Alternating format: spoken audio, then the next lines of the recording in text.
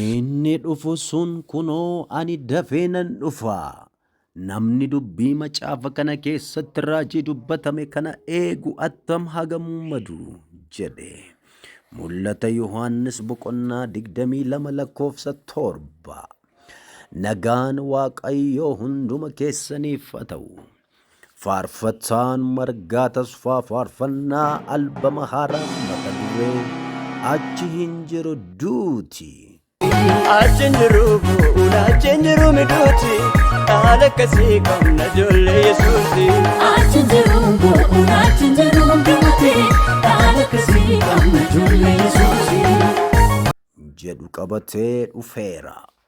Faarfannaa ajaa'ibaa kana karaa yuutuubii qalbii miidiyaa isiniif gadhiifama. Kanaaf namoonni hundinuu akka ittiin eebbifamtan isin affeerra.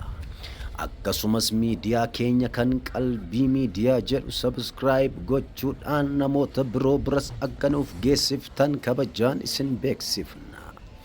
Miidiyaan keenya diraamaa addaa walitti fufinsa qabus kan abjuu milkoome jedhu qabatee dhufaa jira.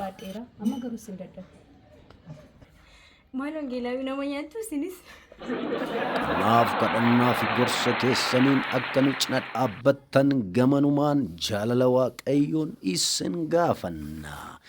Jireenya Kiristoosiin fakkaatu haa qabaannu.